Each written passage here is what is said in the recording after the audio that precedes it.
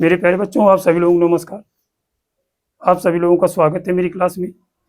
मेरे प्यारे बच्चों, देखिए एक बेहद ही महत्वपूर्ण प्रश्न है जो कि इस तरह से इस टाइप के प्रश्न आपकी परीक्षा में जरूर देखने को मिलते हैं।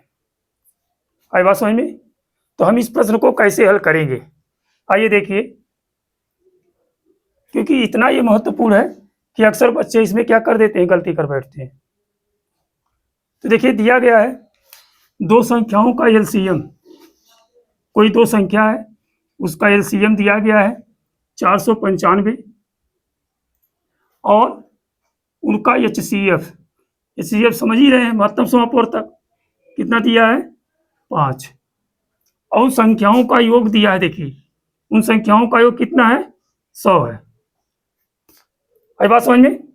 तो उन संख्याओं का अंतर पूछा है, क्योंकि उन संख्याओं का अंतर क्या होगा आप जानते हैं कि देखिए जैसे कि अगर 10 है और 15 है, इसका एचसीएफ क्या होगा, एचसीएफ क्या होगा 5 होगा। 5 दूनी 10, 5 तिहाई 15।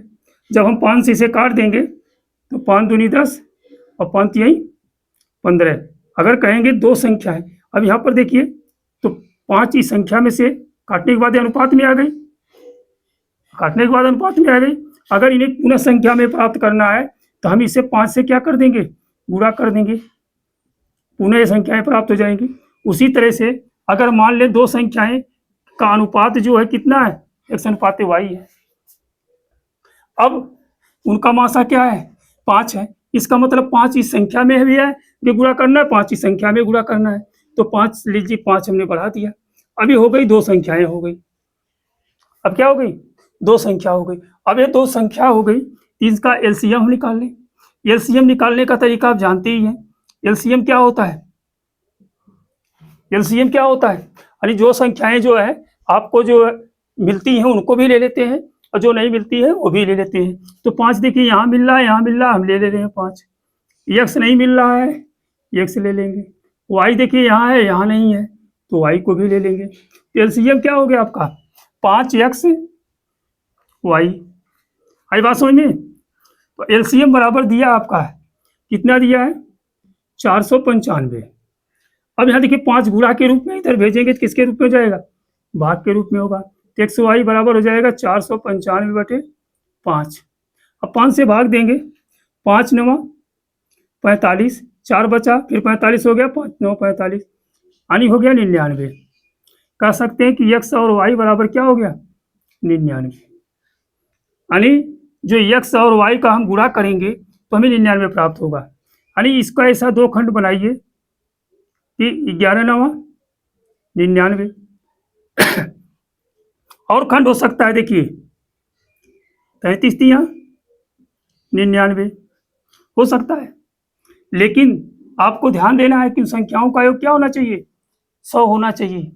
अगर इन दोनों संख्याओं का इतना है 11, 33 और 11 लेते हैं तो 5 से गुणा तो करना पड़ेगा, क्योंकि ये एक्स और वाई है, अनुपात में आएंगे ना। तो जो 5 आगे है वे 5 एक्स पहली संख्या है, दूसरी 5 वाई है। ये तो आपका एक्स और वाई का मान है, एक्स और वाई का मान 11 और 9।